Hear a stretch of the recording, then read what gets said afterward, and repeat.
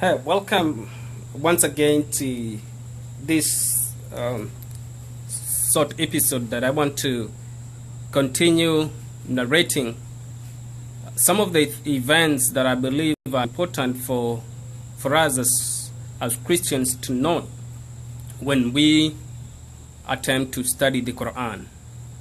As I said the day before, that the Quran is not an historical book, and so as you approach it, it might be very hard for you to get to understand, especially if you're used to the Bible, where you can get a point and it tells you this event happened in this here and this here, in the year that Uzair died, this and this happened, and so you can actually point to a specific time in history when such an event happened.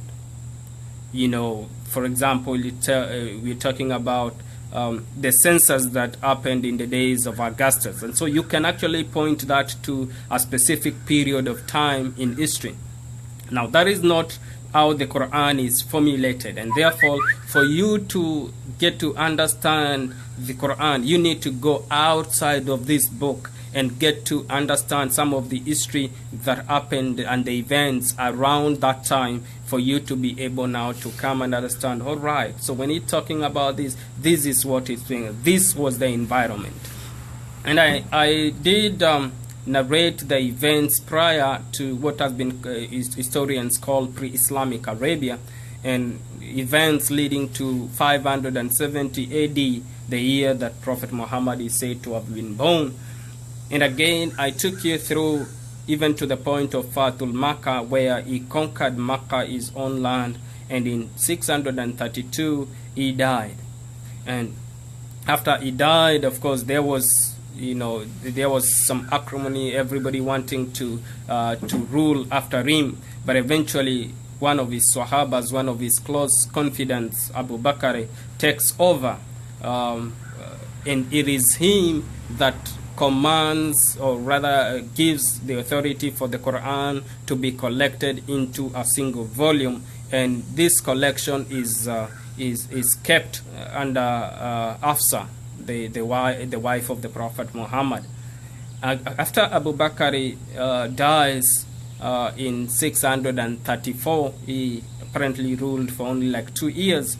Omar ibn Khattab comes over to take the reins of power, and he too, after reigning for about 10 years, he was killed.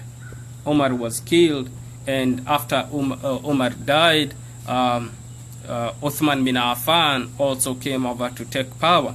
Now, Uthman bin Affan is said to have been a man that was, that practiced nepotism. He favored his clan, and these are some of the things that Islamic scholars argue here and there. But Uthman is the man that reigned from around 644 AD to 656 AD, and it's a very important person for us to get to know who he was, because in the year of 650 he did something that is very historical.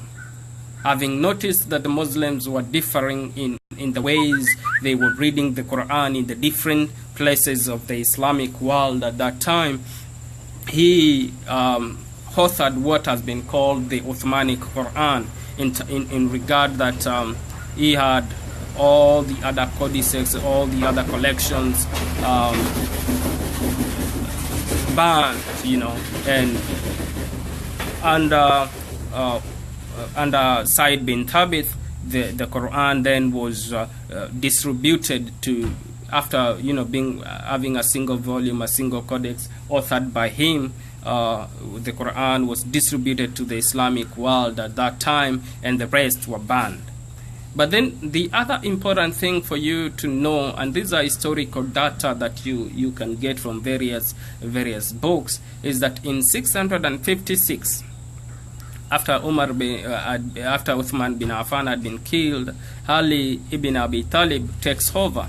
Now, according to Shia Muslims, Ali was actually supposed to to being the Khalifa, the ruler after Muhammad. So they do not recognize the other three gentlemen, that is Abu Bakr, Umar, and Uthman, as rightful rulers in place of Muhammad.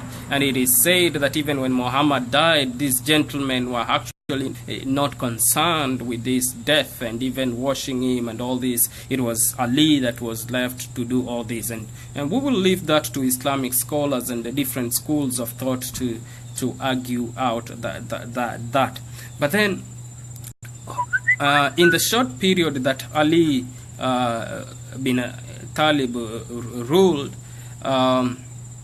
we are told that there was no peace really at all. He had fights with Aisha, the child bride of Muhammad, and with Muawiyah. And Muawiyah at this time was the governor of Syria, and Amr ibn As was the governor of Egypt. And these three people actually gave him a lot of headache in his rulership, and they felt that Ali had contributed in the death of Uthman bin Affan, and therefore one of the things that Ali did was to take his capital away from Medina into Kufa in Iraq, and so he ruled from Iraq in Kufa.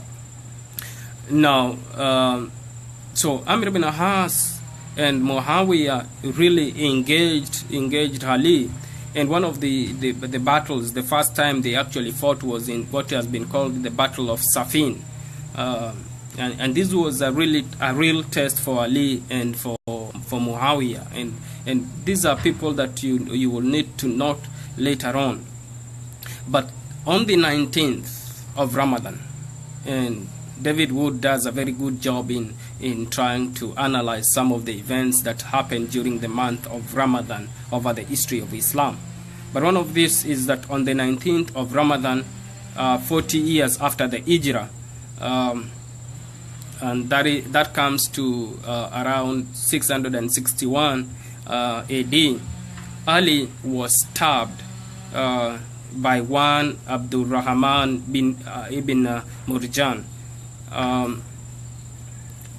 And so when he was stabbed, and this was during Fajr prayers, he was leading the Muslims in prayer that early morning, and this gentleman, Abdul Rahman bin al-Murjan, comes and he stabs him. And this guy was actually what we call a Karji. They call him a Karji because apparently he had proposed to a lady called Khatama, and Khatama said, if you want to marry me, give me the head of Ali, because she had felt that Ali in the battle of Narwan had killed her father and killed her brothers, and so she felt for her to be married, all she needed was the head of Ali as the dowry. And so when she gave this proposal to Abdul Rahman, and Abdul Rahman he said to have had other reasons also for wanting to kill Ali, but then it was one of that was actually to give the head of Ali as a dowry, and